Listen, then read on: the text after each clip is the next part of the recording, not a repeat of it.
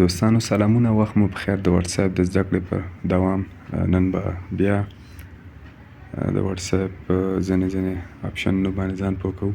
هغه لپاره تاسې خپل واتس اپ خلاص کړئ، دې ځای نه سیټینګز ته لاړ شئ او پرایویسي باندې به کلیک وکړو. تر ګروپس پورې موږ درس یې ویلی و. نو نن به لایو لوکیشن یعنې څنګه وکولی شو یا کولی شو چې خپل لوکیشن، یو څوک موږ ته وایي چې خپل لایو لوکیشن یعنی کوم ځای کې، کوم نقطه کې چې بالکل هماغه ځای ادرس ماته راولېږه، نو هغه لپاره به تاسې په لایو لوکیشن باندې کلیک کوئ. نو که لومړی ځل تاسې خپل لوکیشن له چا سره شریک کوئ، نو بیا به داسې څه یو راشي چې مثلا تاسو نه به پوښتنه کوي چې تاسې اجازه ورکوئ چې دغه واتس اپ ستاسې لایو لوکیشن د بل سره شریک کړي. نو بیا به تاسې په سیټینګز باندې کلیک وکړئ. سیټینګز باندې کلیک کول نه وروسته به اپ پرمیشنز باندې کلیک وکړئ. دلته تاسې ګورئ ناٹ الاؤډ، کوم چې الاؤډ دي هغه کال لاګز او کیمرا او تلیفون شمیره او همداسې مایکروفون دا شیان الاو دي، یعنې اجازه ورکړل شوې ده. خو ناٹ الاؤډ کې بیا تاسې ګورئ دغه درې اپشنه نه دي هغه شوي. یو لوکیشن هم دی، نییر بای ډیوایسز او اس ام اس، دغه درې هغه ته هغه نه ده ورکول شوې اجازه. نو موږ به په لوکیشن باندې کلیک وکړو او allow only while using the app.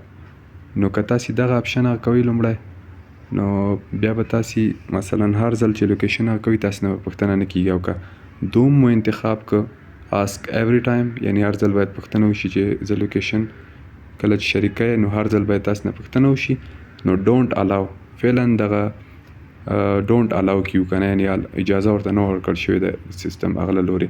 نو موږ به الاو only while using the app، یعنی هر ځل چې زه کله دغه برنامه استعمالوم یا لوکیشن شریک کوم نو ما نه دې باید پوښتنه ونه شي که نه.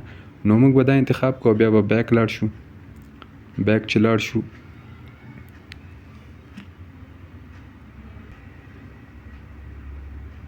نو دلته به په دغه ځای کلیک وکړو. دلته تاسې وینئ دوستانو، لومړی اپشن خو د ګیلري دی، دوم د کیمرا او دریم د لوکیشن. نو لوکیشن باندې چې کلیک وکړم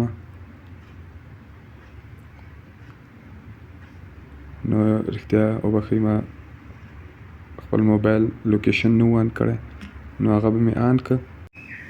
دوستانو تاسې دلته وینئ شیر لایو لوکیشن، یعنې بیخي یا د ژوندی هغه چې ورته وایي که نه جریان. نو تاسې که هغه باندې کول غواړئ هسې نو شیر لایو لوکیشن باندې هغه کوئ، او که نه نو فعلا چې کوم ستاسې موجوده هغه دی، یعنی دا تر 14 مترو پورې دقیق کیدای شي. کنه دلته لیکلي سینډ یور کرنٹ لوکیشن، یعنی اوسنی کوم ستاسې ځای چې دی، بیا لیکلي اکوریټ ټو 13 میټرز، یعنی تر 14 مترو پورې هسې بالکل هماغه نقطه نه ښیي کوم ځای کې تاسې ولاړ هستئ، خو نور تر 14 مترو پورې، یعنی دا صحیح. نو بیا خوښ هم لایو لوکیشن که کوئ په شیر لایو لوکیشن باندې به وکئ او بیا به په کنټینیو باندې کلیک وکئ. نو هغه نه وروسته به بیا تاسې په دغه ځای کلیک وکئ. په کلیک کول نه وروسته به کوم ځای کې چې تاسې هستئ دا اکسس ټو یور لایو لوکیشن نو الاو. نو دا وه د نن ورځې ویډیو. که خوښه شوې مې وي در سره لایک یې کړئ، که کوم نظر یا پوښتنه لرئ له موږ سره یې د کامنټ له لارې شریکه کړئ. نو تر بلې ویډیو پورې مې په پاک او مهربانه رب سپارم. هر چیرې چې یاست خوښ او اباد اوسئ.